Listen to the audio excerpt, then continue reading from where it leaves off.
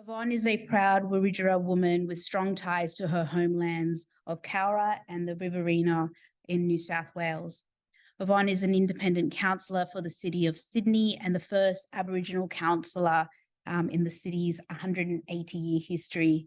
She follows in the footsteps of a proud tradition of activists and change makers, including her great aunt, Mum Shirl, and her uncle, Paul Coe.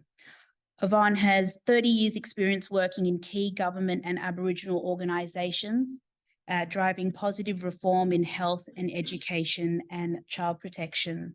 So it's a privilege to have you here. Thanks, Yvonne.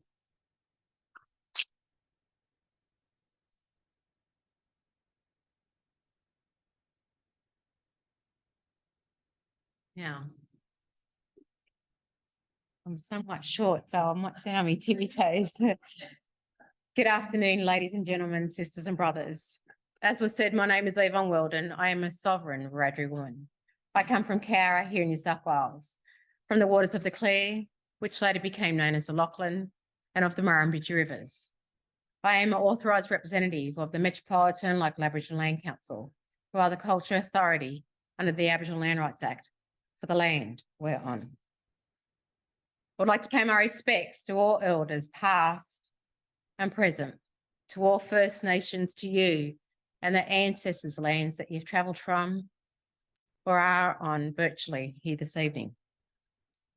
Across this beautiful continent of my people, there are hundreds of nations, tribes and clans who have existed here for over 65,000 years, representing the world's oldest living culture. Our boundaries are determined by the Earth's natural landscapes. The boundaries of the Eora are the Hawkes River in the north, the Nepean in the west, and the Georges River in the south. It is important to acknowledge this country's rich first and original history.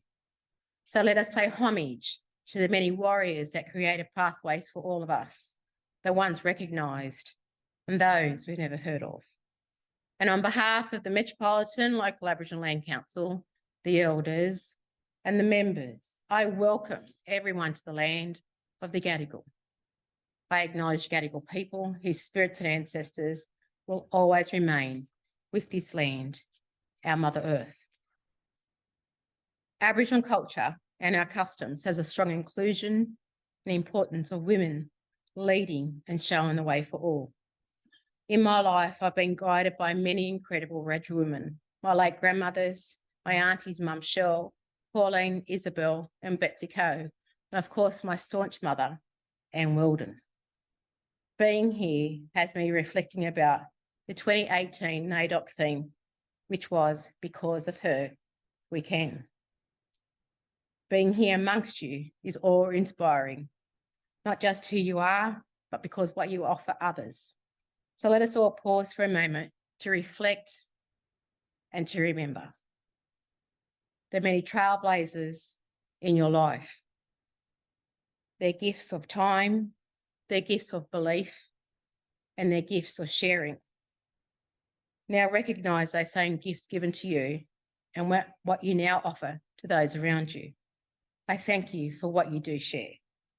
As you connect, learn and share today, tomorrow and beyond, know that the current impacts on everyone through social division can and will bring about a disadvantage that flows on from one generation to the next. It cannot always be about data and the bottom line. Our lived experience must be included as well. People's lives, the opportunities, or lack thereof, cannot be rationalised to balance what will never be equal. Addressing these challenges aren't easy, but they must be taken on. Not just the cohort of people you may be helping today and tomorrow, but certainly over the next few years, but the future generations. We can all make positive changes because if we don't, who will and who can? No matter what walks of life we all come from, we all need to support each other, bringing out hidden heartaches to share and bringing us all a strength together. The road to travel alone is the longest, hardest road there is. Don't do it on your own. I will join you and you can join me. Know that we can do so much more because of you. And all of us can bring about positive change to each other, this country, now and into the future. Despite what happened on Saturday, we can still do that every single day. To make that future possible, let us all draw upon my people's spirits as we continue on our journey. May my people's spirits walk with you and guide you as we strive forward for us all. Again, on behalf of the Metropolitan Local Aboriginal Land Council, welcome to Gadigal land. Despite the vote that took place on Saturday, and despite the lack of recognition, this always was and always will be Aboriginal land. Thank you and have a wonderful evening.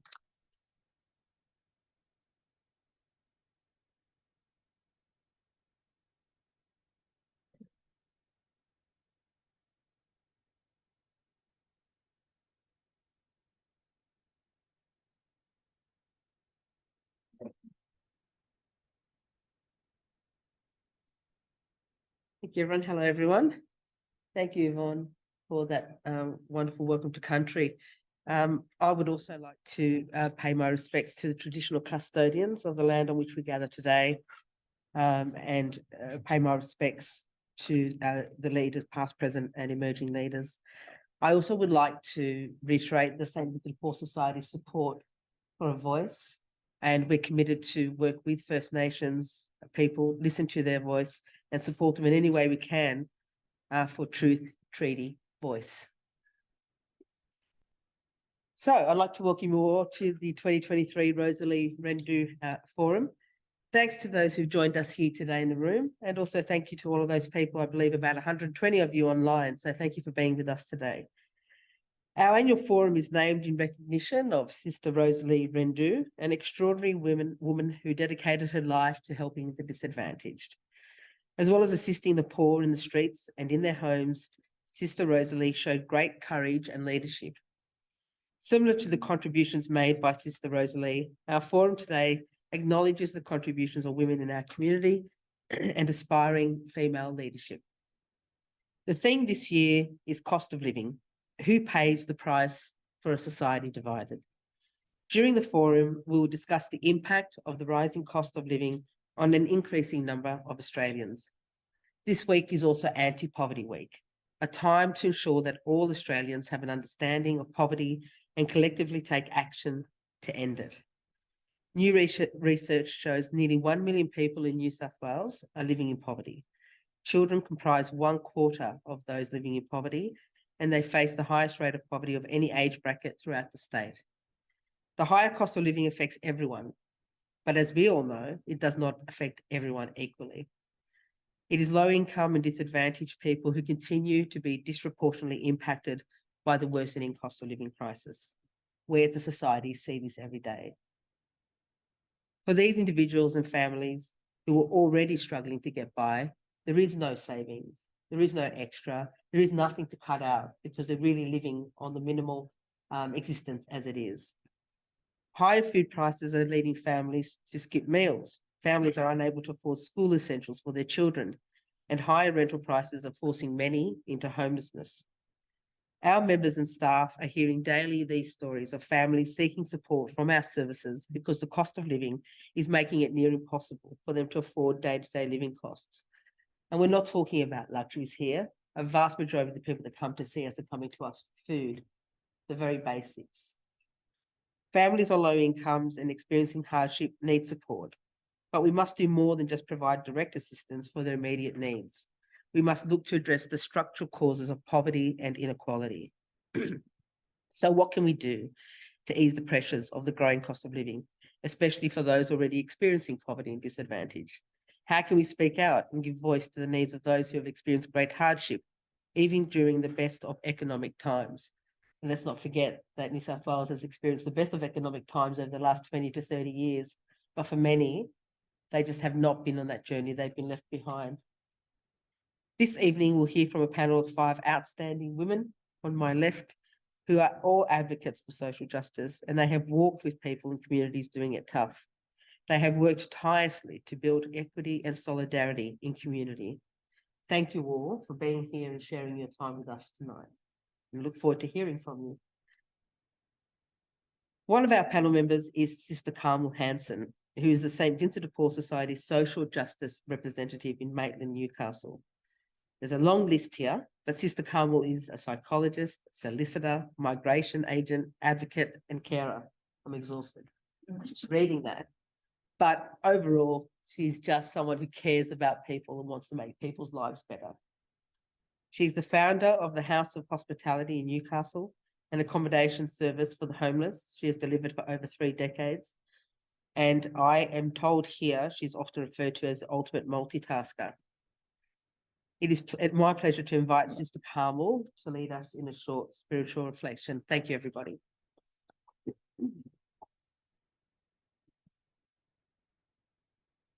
Thank you, Yolanda. Well, I was going to have a magnificent introduction with a hymn called Who Will Speak, a hymn written by Marty Horgan. And it's a beautiful hymn, but unfortunately, due to copyright and IT and whatever, that's not possible. If I was humble enough, I'd sing it, but I'm not. So the song goes something like this: who will speak for the poor and the lonely? Who will speak for the homeless? Who will speak for the single mum? Who will speak for the elderly? Who will work for those on the margins of society? And who will care for those who have no one? This evening's forum is under the name, as former speakers have stated, under the name of Sister Rosalie Rendu. Now, I should just add before I start that behind every great man, there's a greater woman. And you'll see that as I continue. Now, who was this woman, this Rosalie Rendu?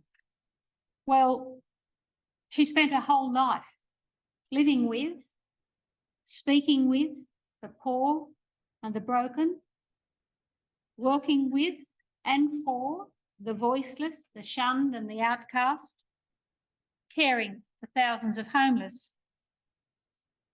Rosalie Rendu was born in 1786 in a small farming village in France. And she was actually baptised Jean-Marie Rendu. Her father died when she was only 10 years old, and being the eldest, she stayed at home and she helped her mother care for younger siblings. At the age of 17, Jean-Marie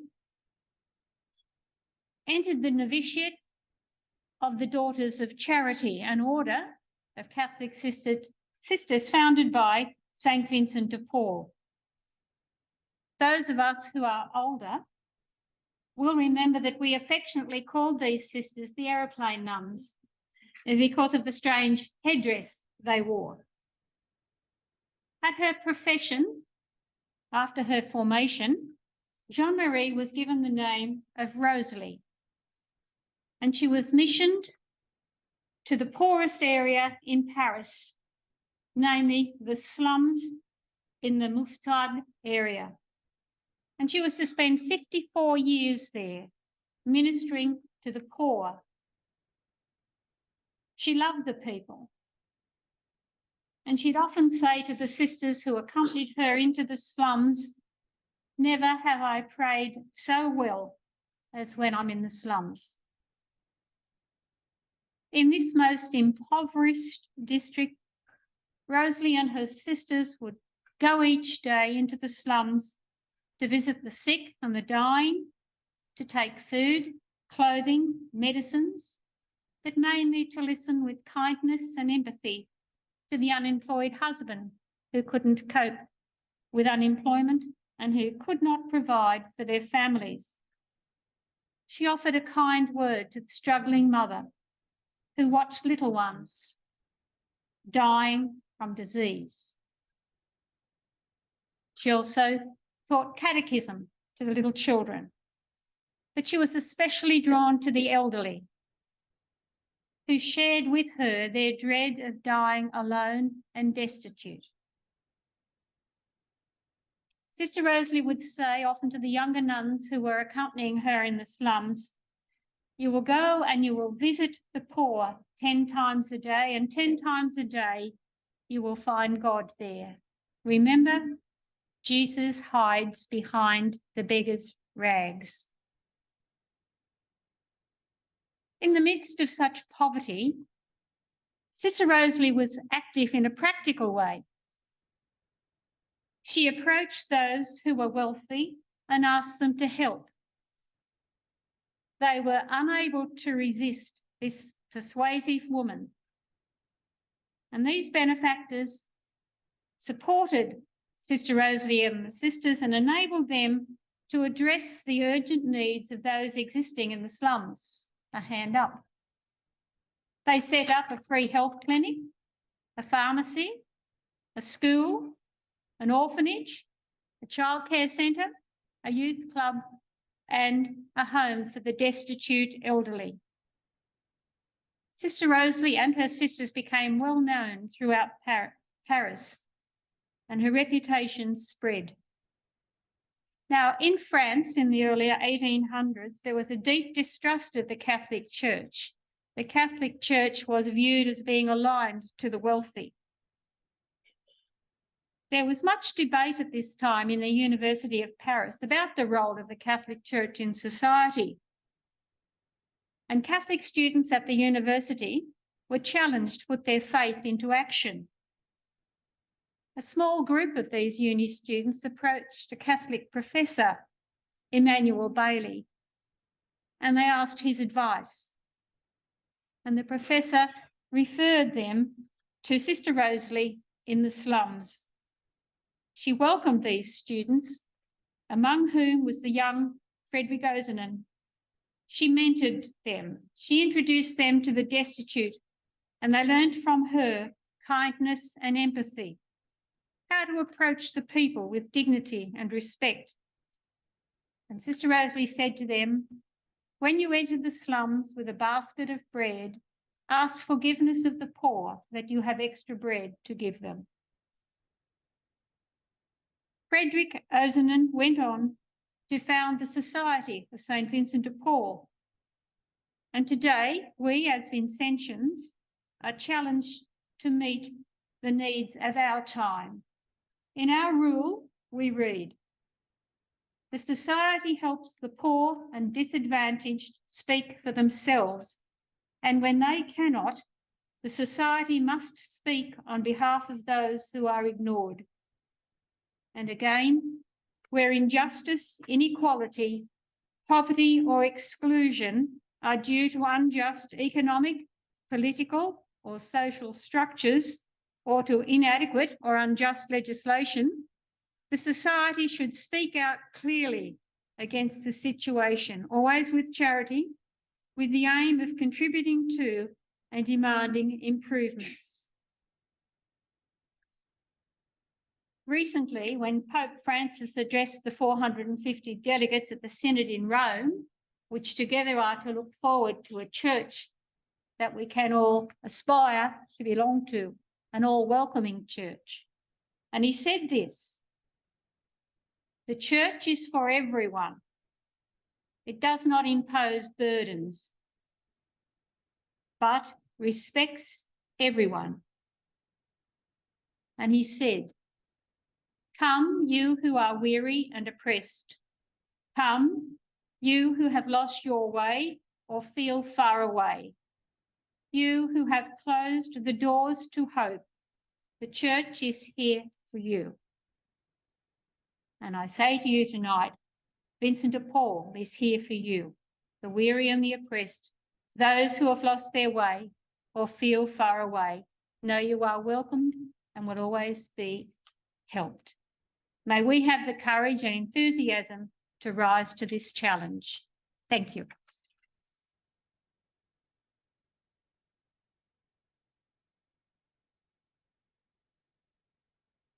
Thank you, Sister. We're going to kick off chatting to the panelists tonight. But before that, those who are online, if you've got questions as we speak to the panelists, please pop them in the chat and we'll try our best to answer all of those questions here tonight. So we're going to start off with Joanna Quilty. So what I'm going to do, I'm going to tell a bit of a spiel about each speaker, a panelist tonight. and then I will ask you a question, and then I'll get you to come up here and answer the question if that's okay. And then after that, we'll do a run through some questions from the people in the room and also those who are online. Okay. All right. So Joanna Quilty is the CEO of the New South Wales Council of Social Service. She joined the NGO sector in 2012 after an extensive career in the New South Wales public sector. She held senior operational roles at Relationships Australia and Flourish Australia before taking on the role of CEO of NCOS in 2018. Her priorities include collaborating with other peak bodies to demonstrate the intersectionality of issues, bolstering resources to the sector, and building a robust evidence base concerning poverty and disadvantage in New South Wales. Tomorrow, Joanna will be finishing her role as CEO of NCOS to return to the New South Wales government, heading up preparedness and recovery at the New South Wales Reconstruction Authority, which I think is an agency of the planning and environment. So we're very fortunate to have you here tonight. So the question to you, Joanna, so NCOS has produced annual reports on cost of living over the past decade, with most recently a report called Barely Hanging On, which I think a lot of people can relate to, published in August. You also undertake regular research with NatSem, mapping economic disadvantage across the state. So over this time, what changes have you seen in terms of who is most affected by the rising cost of living and how it impacts their lives?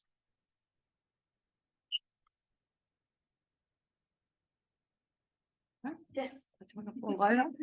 Thank you very much, everyone. Thank you, Yolanda, and to everyone at Vinnie's for the opportunity to join you here this evening during this really important week, Anti-Poverty Week, and also my last kind of public duty on behalf of NCOS. So I'm really pleased to be here. I also want to express my sadness at the devastating result with the referendum on the weekend, and reiterate the commitment of NCOS to stand in solidarity with our First Nations colleagues, friends, and member organisations to find new pathways to deliver better outcomes for Aboriginal communities. But turning to that very important question, so our economic disadvantage maps are based on the latest census figures. And what they tell us is that in the 5 years since the previous census, the poverty rate across New South Wales really hasn't budged. It's at about 13.4%, which is what it was in 2016. And so that tells us that while things haven't necessarily worsened at a broad level, whatever we're doing to solve poverty and to address those underlying causes is not working. When we look at the numbers, the number of people living in poverty has actually grown. We've now got close to 1 million people in New South Wales that are at or below the poverty line, which is a fairly sobering number, I think, in anyone's book. And if we look behind the headline figure, what we see is a more complicated picture. And it's a story of widening inequality, of a growing economic divide, particularly in Sydney. So the maps show us that there are really deep pockets of disadvantage in Western and Southwestern Sydney, and they're locations where things have gone backwards, where poverty rates have actually increased. We've got rates of up to 33% in some of these locations. And meanwhile, if we go to the east and to suburbs that are closer to the coastline, we see poverty rates between 3 and 5%. And in many of these areas, poverty has lessened in the 5 years between the two census periods. So really a tale of two cities, and with poverty very much deepening and becoming more entrenched in parts of our city, while in other parts, households are very much sitting pretty. In regional areas, it is playing out a little differently. Poverty perhaps isn't as deep but it's certainly more widespread. And the area where it has deepened the most since 2016 is in the Riverina. In terms of who it is who's most impacted by poverty, it's people in public housing that have the highest rate. It's almost 60%, and they've also experienced the steepest increase in poverty since the previous census. And when you think that social housing is there as a safety net, and yet 60% of people in public housing are condemned to a life of poverty, clearly something is not right with our system. Kids are the age group with the highest rate of poverty of all age groups across New South Wales. The overall rate is 15.2%, and it's dropped somewhat since 2016 when it was 17.7%. So, you know, some good news in there. But we still have parts of Sydney and regional New South Wales where there are poverty rates for kids up around 40%. And I mean, that is a shocking and astounding figure when we know that the lifetime impacts of growing up in poverty are real, and that the life chances of these kids are going to be seriously curtailed because of that experience. At the other end of the scale, there have also been increases in those over 65 experiencing poverty. So of that now 1 million people living in poverty, that is an additional 100,000 that have moved into poverty since 2016. And of that 100,000, 50,000, half of them are aged over 65.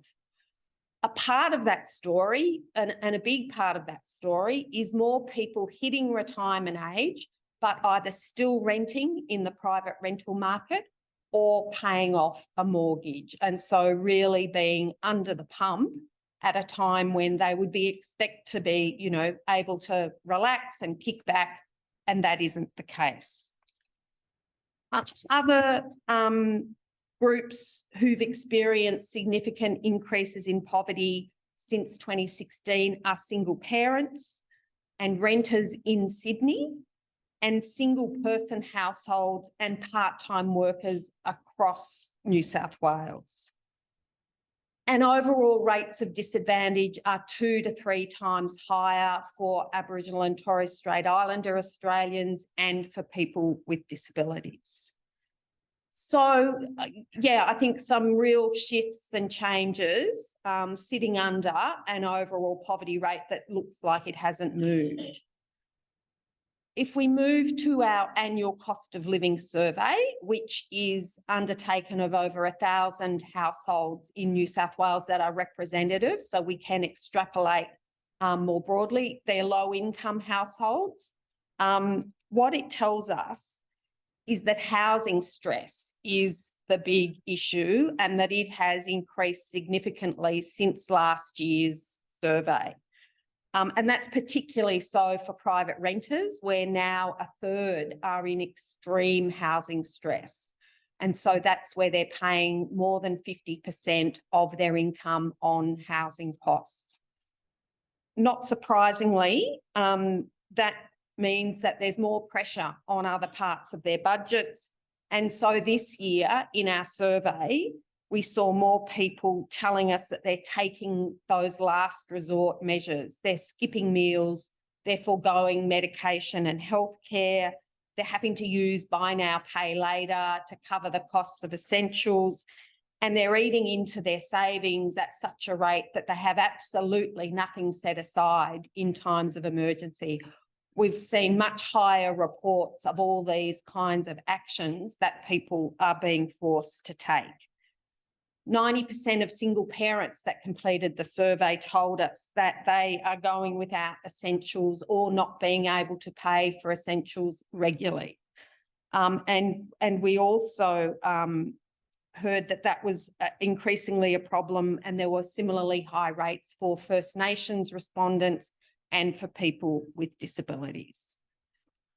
And I think the thing that was most striking about this year's survey results, because we did focus groups as well as ask some qualitative questions, but what really came through was the absolute desperation, despair and distress that families are feeling.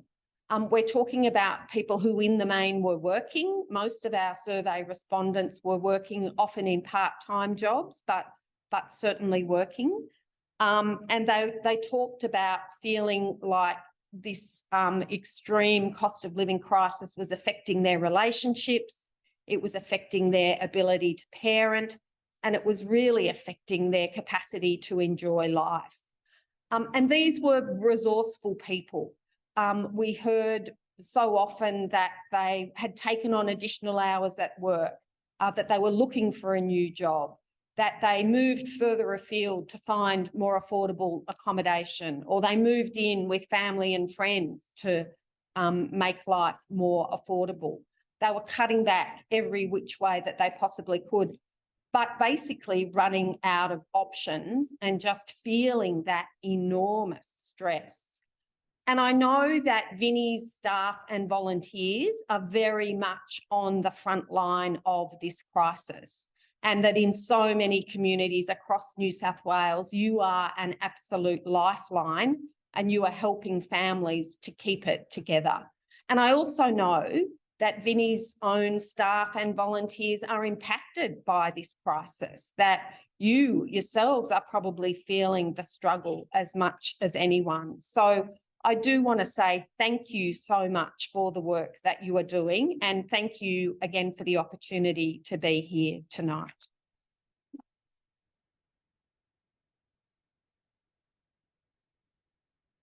Thank you so much, Joanna. Next up, we have Dr. Lisa Buxton. So Dr. Lisa Buxton is a Bundjalung and Yugambeh woman, committed educator who has a passion for continuing her journey of learning from and connecting to the country. As Executive Officer of the Aboriginal Catholic Ministry in the Archdiocese of Sydney, Lisa promotes reconciliation and mutual understanding, taking responsibility for the pastoral care of Aboriginal and Torres Strait Islander peoples. The ministry provides an interface between all Indigenous people and the Catholic Church, representing their concerns and advocating on their behalf. For the 2 decades prior to this, Lisa worked in Catholic education in Lismore, Broken Bay, and Sydney. She was awarded a Master of Philosophy in 2015 and a Doctor of Education in 2020 from the University of Notre Dame. So, Lisa, my question to you is, over the past 2 decades, Australia has embarked on the Closing the Gap strategy that established key socioeconomic targets to attain equal life outcomes between Aboriginal and Torres Strait Islander people and other Australians. But many of the targets are not on track or going backwards. And I think the last report from the Productivity Commission has also indicated that. So the question is, why do you think there continues to be a gap in outcomes for First Nations communities?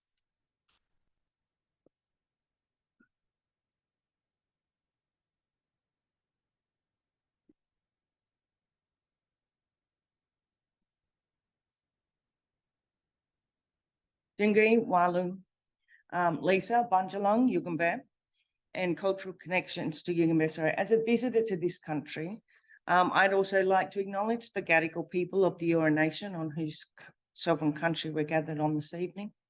And I'd like to acknowledge our elders of the past, our elders of the present for passing on our knowledge and language and our connections to country, and thank them for their patience and their resilience. And yes, the Closing the Gap report has failed year after year.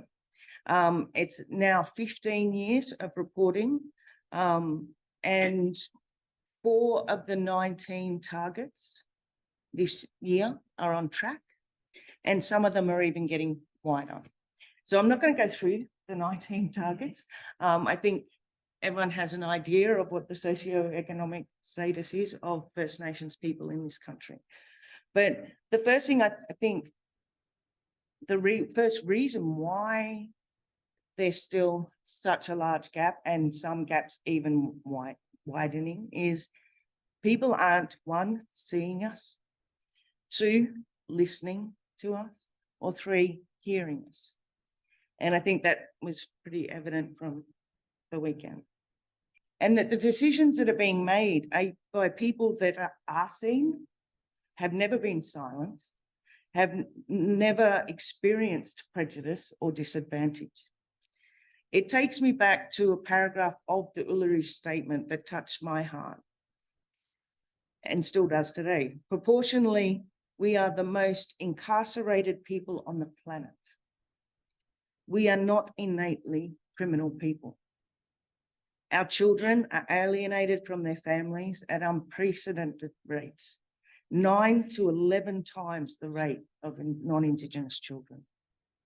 This can't be because we do not have love for them. Our youth languish in detention centres in obscene numbers.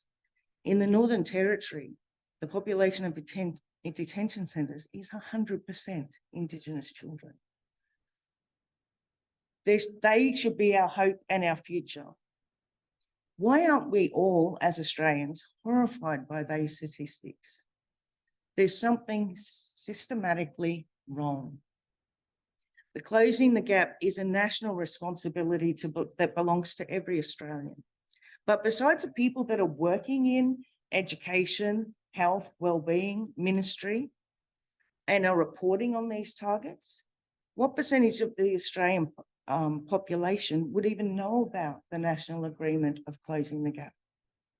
I think there's a need to move away from the continued deficit model of Aboriginal and Torres Strait Islander funding, but also the approaches to our education, our housing, our health and wellbeing, to recognise Aboriginal ways of knowing and being, and develop place-based, strength-based approaches that encourage a strong sense of cultural identity and a sense of belonging.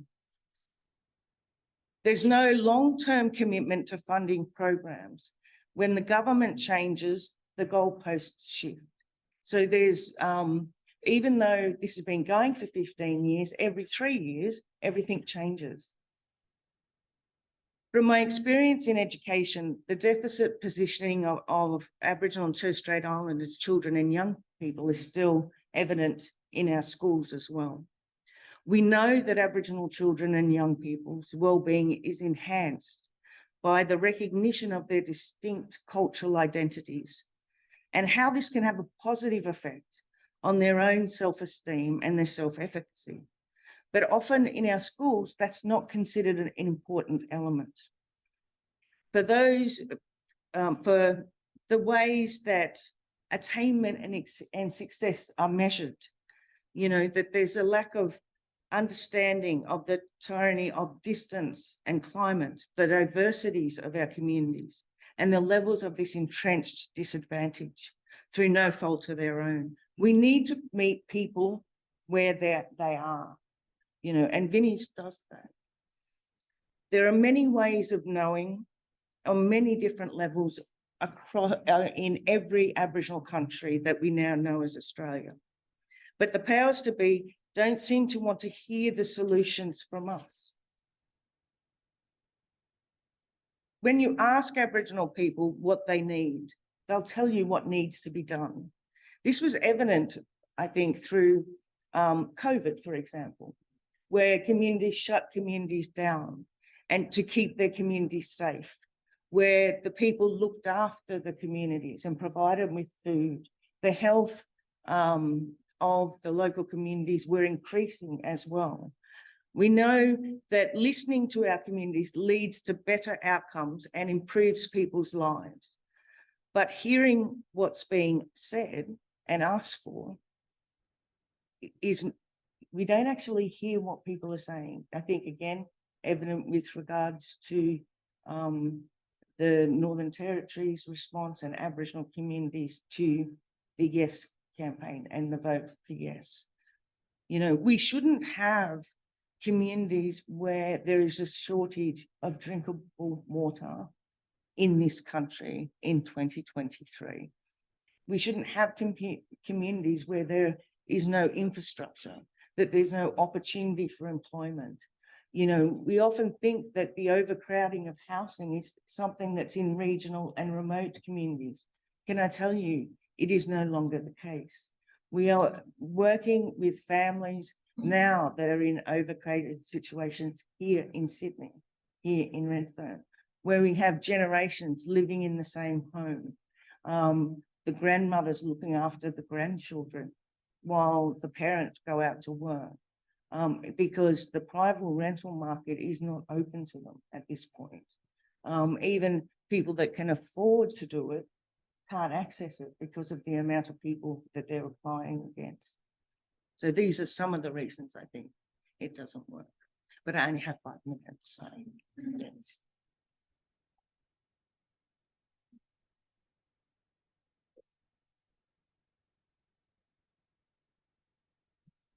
Thank you so much, Lisa. Next up, we have Yumi Lee. Yumi Lee is the CEO of the New South Wales Older Women's Network. She has worked on women's rights and violence against women for almost 30 years. Her advocacy began on nuclear disarmament and women's rights in armed conflict.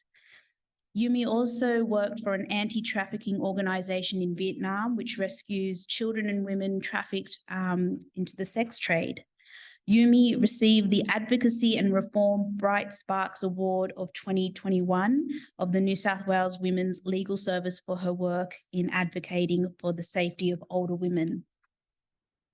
As CEO of the Older Women's Network, Yumi also advocates on issues impacting older women, particularly housing insecurity and homelessness of older women and violence against older women, including in aged care. So my question to you, Yumi, when society considers the plight of low-paid workers and those who are unemployed, they often think of younger people. When we're talking about rental stress, it's often related to a family with children or kids. And when we think of homelessness, perhaps it's an older man sleeping rough. And I'm pretty sure there's no doubt that there is some of that aspect in some cases. But in all the instances, it's just as likely, perhaps more likely, and you can speak on this, but that we're talking about older single women on low fixed income with little or no retirement savings. So why do you think that there are increasing numbers of older women at risk of poverty and homelessness? And what do these women actually say about their experiences? Thank you.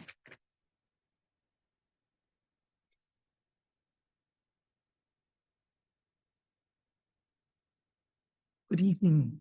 Thank you for the question. Excuse me. I'd first like to pay my respects to the traditional custodians of the land, Gadigal people of the Eora Nation, and extend my respect to all First Nations peoples here and online.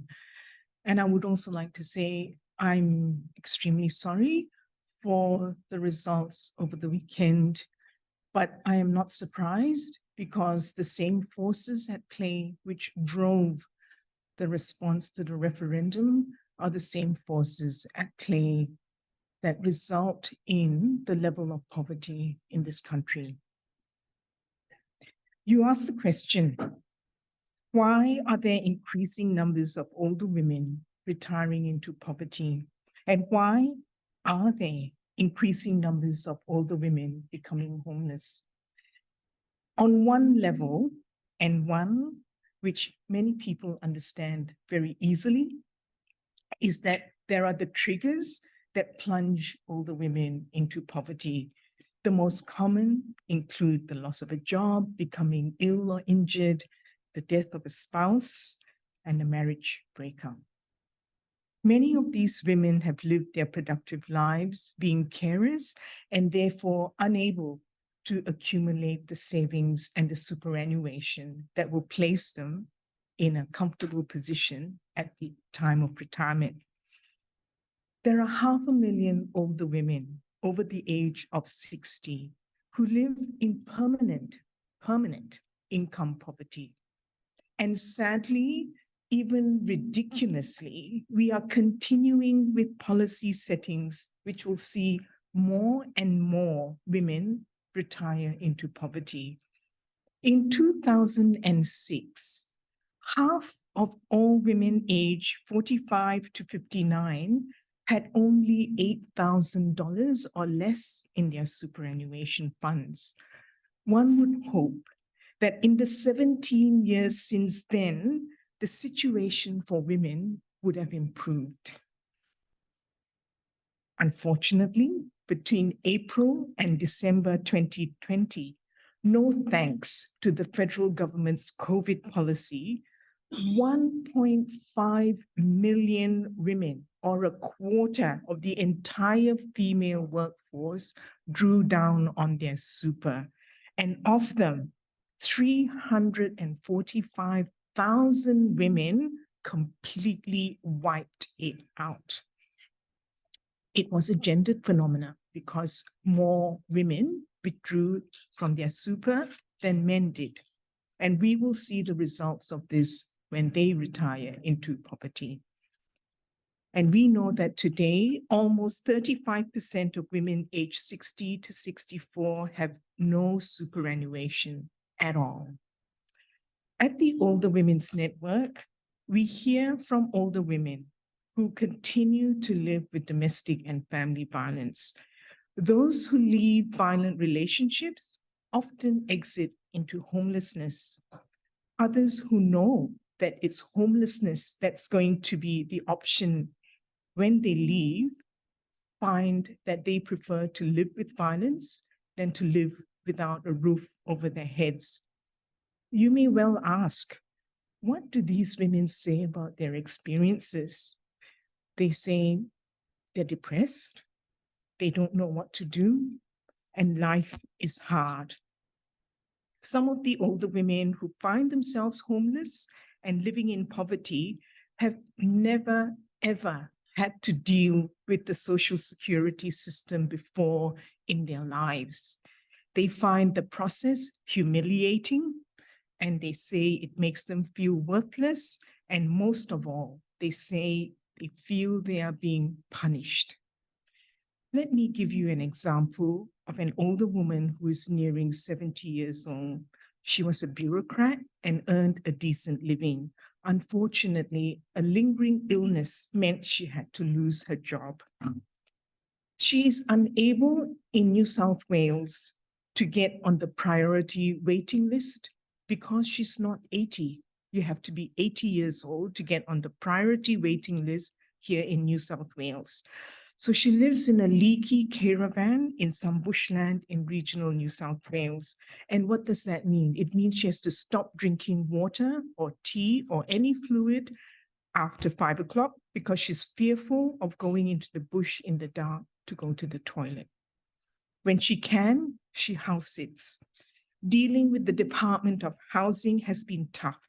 She's had to submit stacks of paperwork, including rejection letters from real estate agents, 5 real estate agents, to prove that she's unable to afford private rental. This is despite research that shows there's only 0.4% of rental that are affordable to those on the age pension.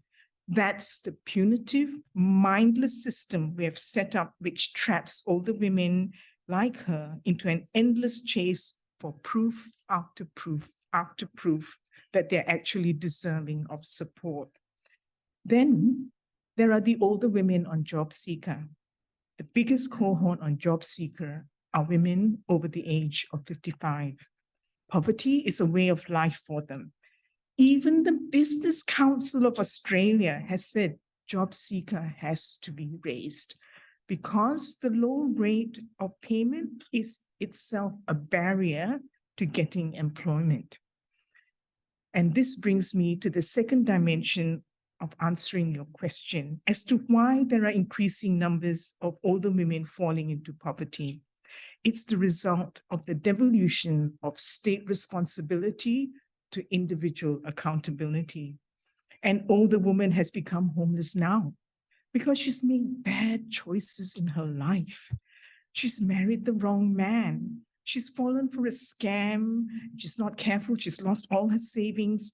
That's the narrative that's being amplified by certain sections of the media, which embed the myths of the dole bludger, the leaners, and the welfare cheats, all of which were played to maximum effect to justify robo-debt. The demonization of the poor continues to this day in how we talk about poverty. Not much has changed since Margaret Thatcher said that poverty was a personality defect. Who can forget what Scott Morrison said, if you have a goal, you get a goal?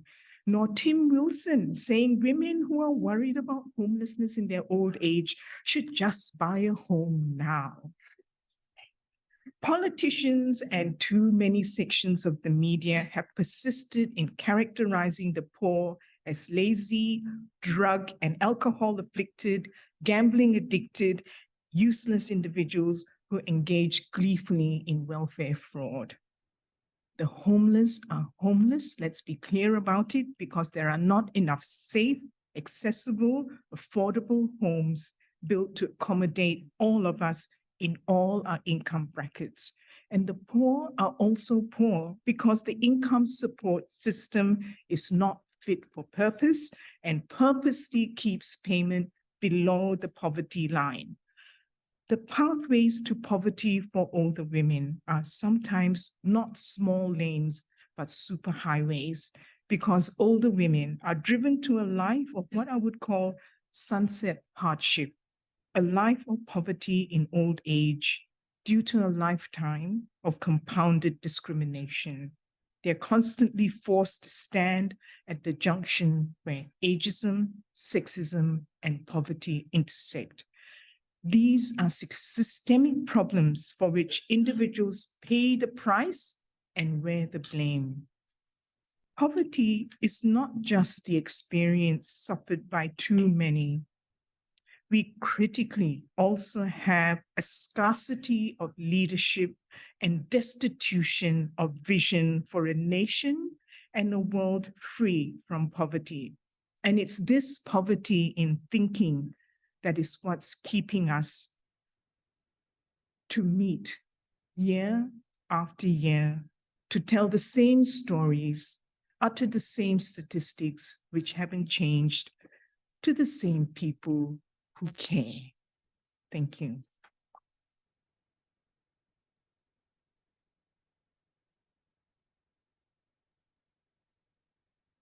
Thank you, Yumi. And can I just remind everyone, sometimes when you hear these statistics, and it can take you into a place of feeling very frustrated and angry, but I think we should just remind ourselves to use that information to fuel us for the good works that you guys do. Yeah. And our final panelist, Verity Firth, Professor Verity Firth, I should say, is the Vice-Chancellor for Social Justice and Inclusion at UTS. She leads the Centre for Social Justice and Inclusion, aimed at channeling resources to remove barriers to education, to empower communities and advocate for social justice. Verity served as the Minister for Education and Training in New South Wales from 2008 to 2011, and then as the Chief Executive of the Public Education Foundation. In that role, she addressed educational disadvantage in low socioeconomic communities. And as New South Wales Minister for Women between 2007 and 2009, she implemented strategies to improve women's recruitment and development in New South Wales public sector. Verity was the member for Balmain from 2007 to 2011, and before her parliamentary career, she worked as a lawyer and was Deputy Lord Mayor of the City of Sydney. So my question to you, Verity, is we've heard about the growing crisis presented by the rising cost of living for communities across the state. And I see in the latest research by ACOS and the University of New South Wales Inequality in Australia, that the wealth divide is actually growing and becoming more concentrated in areas like Western and Southwestern Sydney. And I should also note that there is actually a number of members, conference members, that are actually having a task force to actually work in that area because of that need. So as a result, there are many forms of exclusion, as you would have seen in the education sector. So my question is, what do you think is the broader impact on our society of the limited life choices people can make in this widening and deepening inequity? So thank you. And thank you, everybody. I'd too like to acknowledge that we're on the land of the Gadigal people and pay special respect to elders past and present. In 2020, a landmark study called Educational Opportunity in Australia was released. It found actually what most people who work in education knew already, that at all stages, there remains a strong and persistent link between a young person's socioeconomic status and their educational outcomes. Australia's education system, to put it simply, is letting the most disadvantaged children and young people down. Socioeconomic disadvantage is consistently and strongly associated with substantially lower academic outcomes, lower confidence and creativity, and lower levels of active and informed citizenship from childhood through to adulthood. Gaps in educational opportunity and outcomes are apparent from school entry and often persist into adulthood. Socioeconomically disadvantaged students are less likely to attend preschool, they're less likely to be developmentally ready for school when they go, and they're less likely to finish school, and they're less likely to gain a post-school qualification. Gaps between the most economically advantaged students and national averages are largest in relation to academic performance. But while they are smaller in other areas such as confidence and creativity, they are still evident. And of course, the effect of socioeconomic disadvantage persists well beyond school. Compared to the national average, the most socioeconomically disadvantaged 24-year-olds are less than half as likely to have or be working towards a university degree, substantially less likely to be fully engaged in employment, education or training, and around twice as likely to not be engaged in any form of employment at all. Now, as we discussed before, this may leave you feeling a bit despairing, and it is despairing and confronting, especially for people such as myself who've devoted themselves to a life in education, mainly because we believe that education is the great equaliser in an otherwise unequal world. And I remember when I was Minister for Education, one of the things that I loved most about that portfolio is I always felt it was the portfolio of hope, that you still possessed in your hands, that government still had some levers that it could pull that really would transform individual and community lives. And I don't want to be too depressing about it because, of course, education still has that capacity. There's no doubt about it, that really being able to go and get yourself, equip yourself with a good education absolutely improves your life chances and the life chances of those around you. But the problem I think that we're facing increasingly, and I think has been made so clear already by the speakers before me, is that economic inequality, socioeconomic inequality is so powerful. It's such an enormous, has such enormous impacts. It is so powerful and so damaging that it's very hard for the education system to rectify the negative impacts of socioeconomic inequality. And a lot of the time, schools, TAFEs, universities are asked to do that. And it's almost impossible for them to do that without further structural changes and without policies that truly address socioeconomic disadvantage. As our education system in Australia, and I'm about to say something that makes it even worse in Australia, but as our education system in Australia becomes increasingly segregated, which is also what is happening as we become more socioeconomically segregated, our schooling itself is becoming increasingly segregated. And in fact, we are one of the most socioeconomically segregated education systems in the OECD. We are a real outlier in Australia. So even the benefit of having a mixed socioeconomic cohort in the one classroom is getting rarer and rarer in Australian schools. And I always do tell people that, because although there is a big achievement gap based on socioeconomic status, what we have shown can make a difference is teacher in the classroom absolutely can make a difference. Still doesn't have as big an impact as your socioeconomic status, but it can make a difference. And the other thing that can make a difference is your cohort, is having peers of differing abilities and of differing backgrounds. And that has also been shown to have an educational uplift. So segregation in education is a real problem in terms of driving outcomes, the positive outcomes. But the question I was asked is, what is the impact on our society of the deep inequalities of income and of education outcomes in this country? And the impact, of course, is both at an individual and a society-wide level. For the individual, it's obvious that the outcomes are clear. Less opportunity to have meaningful employment, less opportunity to have a decent income and to provide opportunities for your children. But the impact on society is really significant as well. In the 21st century Western world, we have much more diverse communities than we had before previously in history. And this can produce reactions of fear, both economic and cultural. US academic Diane Ravitch has written that a society that is racially and ethnically diverse requires, more than other societies, a conscious effort to build shared values and ideals amongst its citizenry. You really need to make sure that you put the effort in to build social inclusion.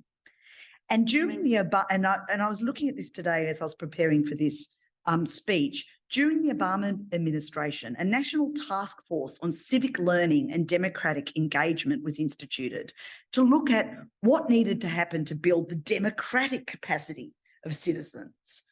And the task force, of course, came up with a framework of all the elements you need to endow, particularly in students through the education system, in order for them to develop their democratic engagement and capability.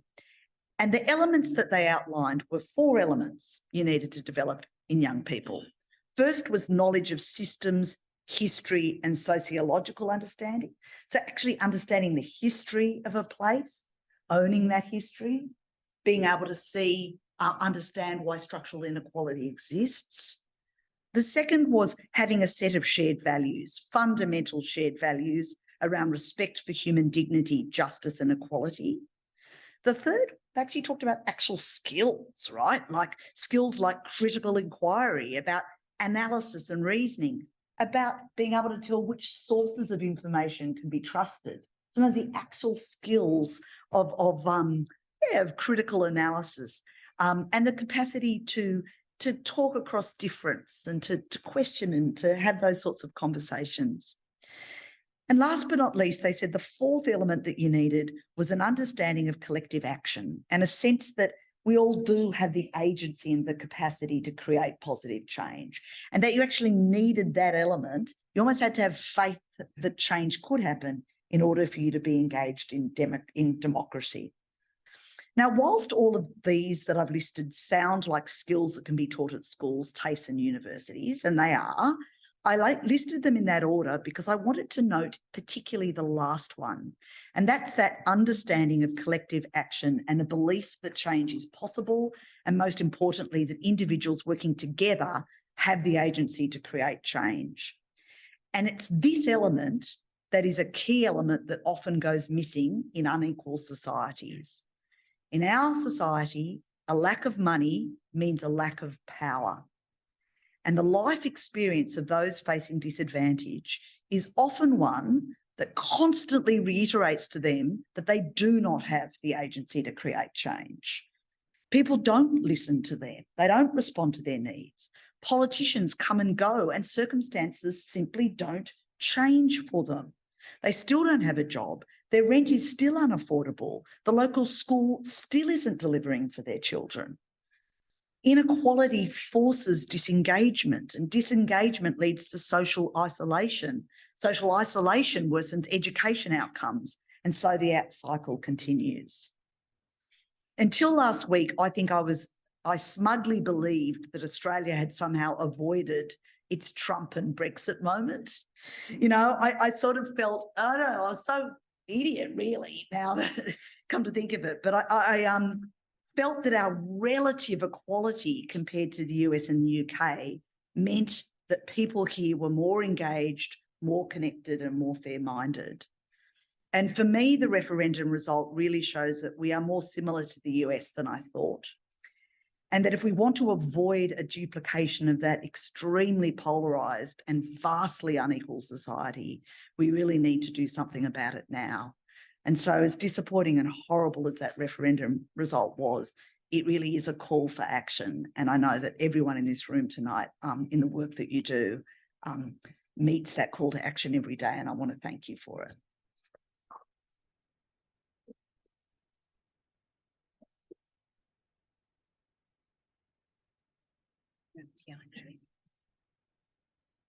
Thank you so much, Verity. And I think that's so true. The last comment, I think the last element that you were talking about is what I was hoping the outcome on Saturday would be, is that hope that we would be collective, even if you don't see it every day. You thought, for me, I was thinking that was just that hope that we would be able to cross over the line. Yeah. All right. So we're going to start off with some Q&As. And I'm going to start off with a question here.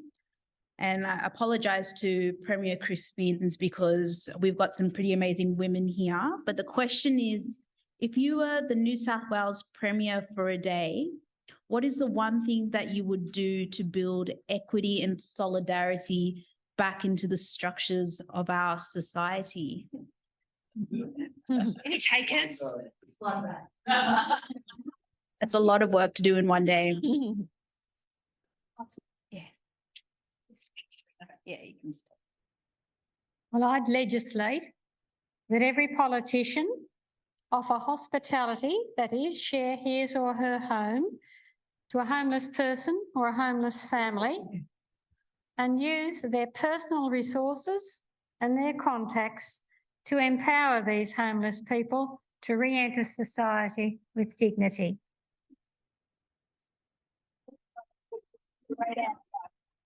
I like that. I would be on the blower to the Prime Minister saying raise the rate so that it is above the poverty line. But as Premier, and what I would do in my own state, I would invest in social infrastructure, and I would prioritise those locations and communities that are really behind the eight ball and have been left behind. And I would want to do that investment in social infrastructure differently. I'd start with social housing because that is foundational. It is absolutely essential to being able to live a good life. But I would want to invest in social infrastructure in a way that is about listening to communities, building on their strengths and tailoring the support and services to meet their needs, and so that people can access the support that they need when they need it in a timely way. I think we focus so much on individualising, marketising and turning our service system into a transactional process that it's become so removed from what people actually need and so dysfunctional. So trying to turn that on its head and make it more driven by community needs, and do it in a way that builds inclusion, that enables those social connections to develop. My recent Churchill Fellowship highlighted to me that communities that are most resilient are those that have those strong social ties and connections, and that they're able to build back faster because they take that collective approach and they've got that inclusive sense of belonging. So yeah, you know, I think that's achievable in a day. Come on, Chris Minns.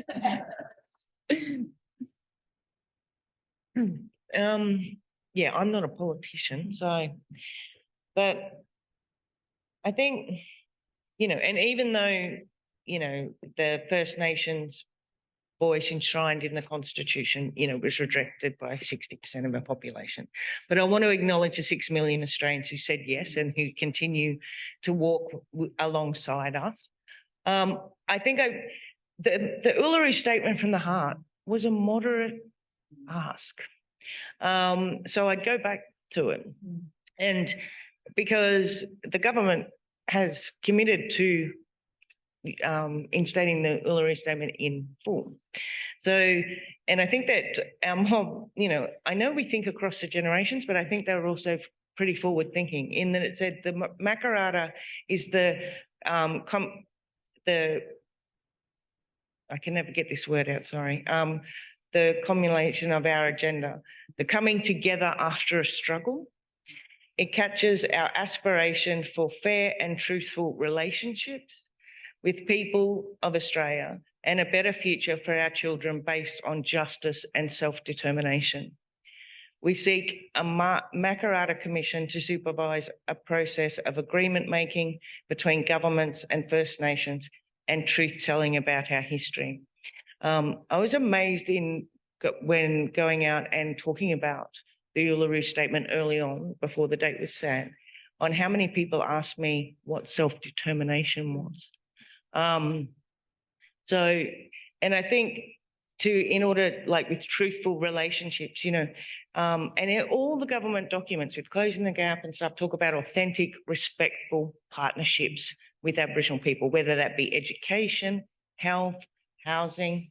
But you can't have a partnership without a relationship. Yeah. And you can't have a relationship without a conversation. So you've got to have the conversation. So I think I'd also have the conversation about starting negotiations for a state action plan to implement the United Nations Declaration of the Rights of Indigenous People. Because even I know there's a lot more work to be done. There's a lot more education to do. But I think even going back to schools, while we're still teaching Australian history and then separately Aboriginal history, until Aboriginal history is part of Australian history, and that's what we're teaching to our kids, we're still going to have the gap get wider and wider.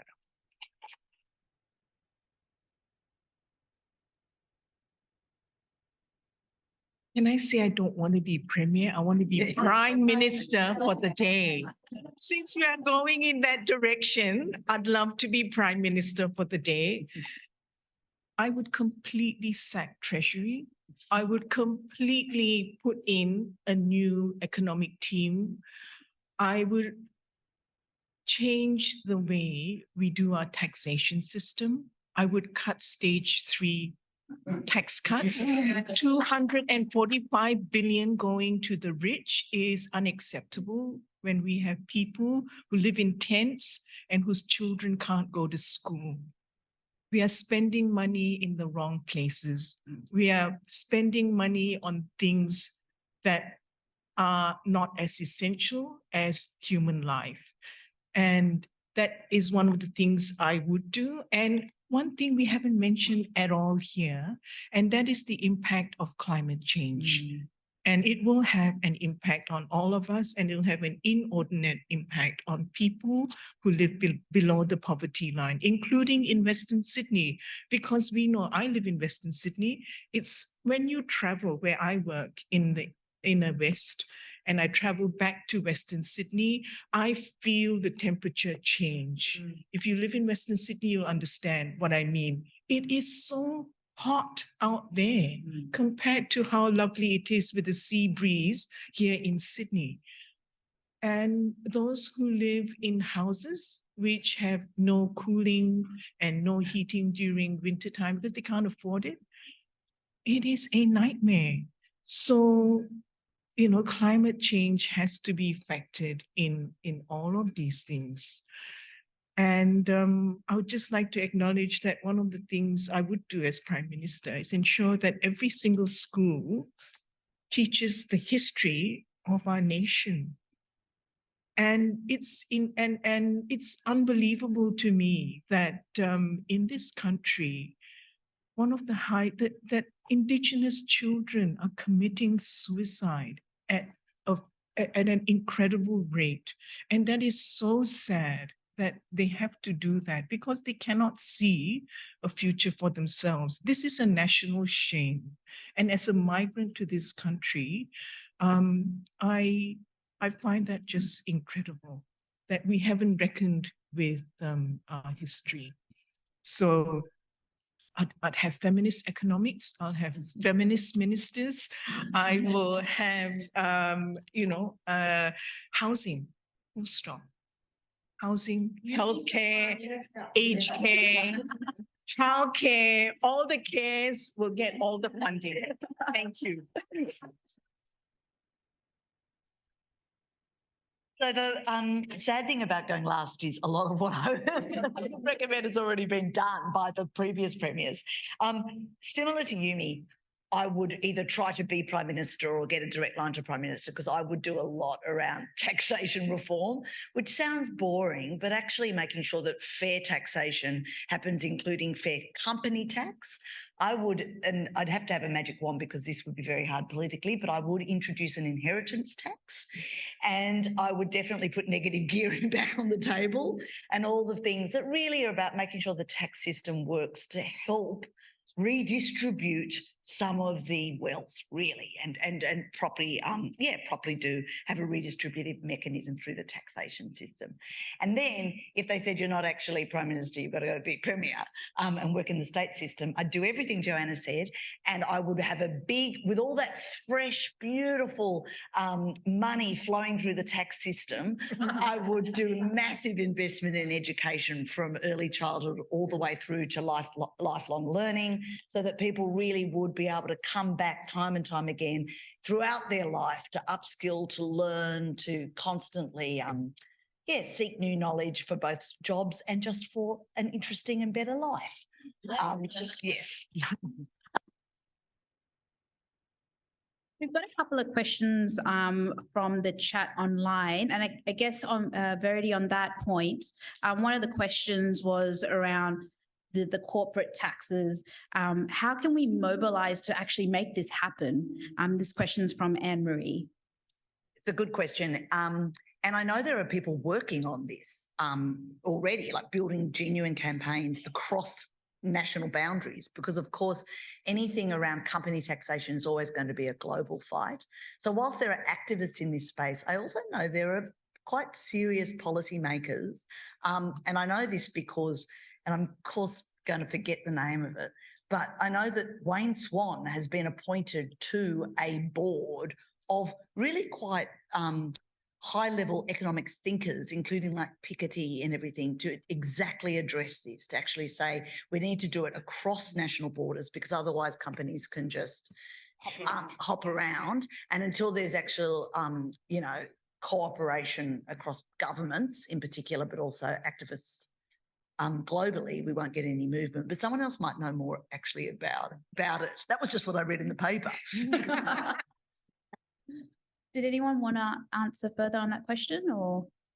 Okay, we're just a bit conscious of time here. Did anyone have questions in the room that they wanted to ask the panel? No? Okay. Yeah. This one will We'll just use a microphone. Apparently this gets thrown to the students, but you just speak in here. Okay. This is on education. So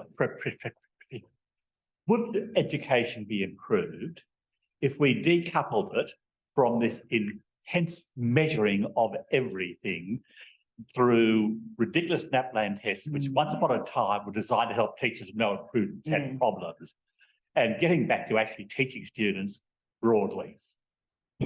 There is, I mean, I could talk all night about this, but I won't. But what I will say is you're absolutely right in the sense that whilst I think it is important that we have mechanisms by which we can assess where students are at in their learning, what has happened is it's created a ridiculously high stakes environment where schools and teachers are so stressed about NAPLAN results that they're spending less time doing the actual connecting with students. So I think there's a lot that could happen in reform around this area, and a lot that could happen. And we're getting there with some of the recent announcements about teacher wage increases. But I do think we need to actually do stuff around the workforce, encouraging people to go into teaching and retaining them in teaching. And a lot of that is about giving them back some of the autonomy and creativity that goes into teaching, rather than really having a hard line curriculum and things they need to deliver on. Just like to add to that, I think the money has to flow to the public school system. Yeah. Because there's an unequal share of the education budget and it's disadvantaging the public schools. So you have overcrowding in schools and schools that are too hot in summer and cold in winter. How can students learn? Yumi, I've got a question for you. And this is from, I think it's at Danny. I think so. While the majority are women, are there also men that can come into this category as well? i.e., why is this impacted by gender? I think, of course, there are homeless men as there are homeless women. There are men who are living in poverty as there are women. But I think the focus of today's event is, in recognition of Rosalie's life, that we are, just putting the spotlight on women's experiences. And we cannot deny the fact that there is a gender gap in this country, that women earn less than men, women suffer from violence much more than men, and all of these have a material impact on the lives of women. So while acknowledging that, yes, of course, men have these experiences, but we have to acknowledge that it is disproportionately experienced by women. Yumi. I think we might need to wrap up because I'm a bit conscious of time, but there's the final question to the panel is, I'm wondering if you can share one thing that gives you cause for hope for a more just and compassionate society. And if you can say it in like 20 to 30 seconds, that would be wonderful. Oh, no. Verity. It's a little bit connected to what Joanna said, which is what I've enjoyed about my job at the university, because we do community engagement. Every day you actually do go into communities where amazing things are happening, and they're often happening on the smell of an oily rag, and there's just the goodwill of people in their local communities, and that always gives me hope. And yes, they should be better funded and better supported and all those things, but you do see a lot of goodness in people when you see what people really do on the smell of an oily rag and the love and commitment they give to their fellow human beings. I think the thing that gives me hope, I think despite how people voted, if we were to sit with each other in a room and talk about the issues together, that we will get to where we need to go. And that's what gives me hope. Plus the fact that we have 6 million. So that's good, a good start. Yeah, I'd probably say the same. I think what gives me hope is the fact that there is so many people with goodwill out there that are willing to, speak up for Aboriginal communities when their voices are not being heard, to walk alongside us. I'm hopeful because we have strong, female and male, but mostly female within the areas we're talking about, leaders, and, my heart goes out to them who have been working at this for, 30, 50 years, but are still willing to turn up and come and work with us. I think everyone needs to go through a process of healing as well. It's not just us, it's those 6 million that we're walking with us as well. So hopefully there will be opportunities where people can do that. Yeah, I think I'm saying exactly the same, but certainly the 6 million that came out in support and voted yes is hopeful. And I think, communities do have solutions and there are amazing things going on.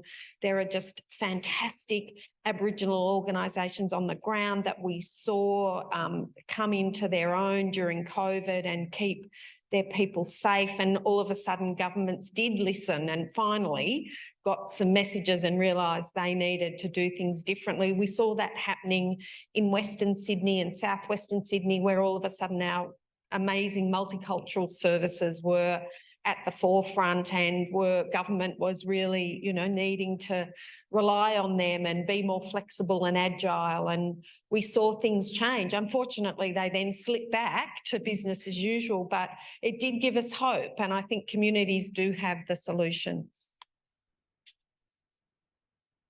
As you know, I've lived with homeless people now for over 30 years, and what gives me hope is the strength and resilience of these homeless men, women and children who get up each day and walk into the future, their big-heartedness and their ability to forgive. Thank you so much, Sister Carmel. Did you want to come up, Yolanda?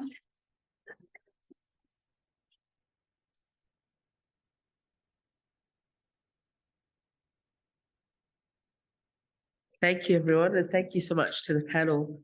Thank you to everyone online for taking part in the forum also. Thank you, Ash, for being a wonderful MC and leading us through such a full agenda and such great questions. To our wonderful panel of speakers, to Sister Carmel, Verity, Lisa, Yumi and Joanna, thank you for your commitment to social justice and for generously giving us your time and sharing your experiences. I love Yumi. She said, I would just fund all the cares. I love that. And I think it's a great political campaign and I'd back you for PM if you're going to go with that line. And I would say that, if I was Premier for the day, I'd put people first. And I think if we prioritised our spending with people in mind, we'd probably get quite different outcomes. Special thanks to Joanna for joining us, even though she finishes up in such a significant role. But also thank you, Joanna, for your dedicated, focused and compassionate leadership of NCOS on behalf of the sector. We really do appreciate your time you've given us tonight. On behalf of everyone at the Society, thank you and best wishes in your new role. And I'm sure our paths will cross in their new role also. Again, our gratitude to the University of Notre Dame for sponsoring this event. We look forward to working with you in the future to raise awareness of critical social justice issues and to empower our communities to work for the common good. Tonight, we have been given such a wealth of information. I'd urge you all to think about what actions you can take, however big or small, to make a difference, to show compassion, to build a fairer and more inclusive society. A society that gives everyone the same opportunity to have a safe, affordable home, a decent income, meaningful work, and well-being. Let's all continue to work together to shape a more just and compassionate society for all. And I remember, that we go to the margins, not so that we can change people's lives at the margins, but that people at the margins can change us. So thank you again, everybody, and good night.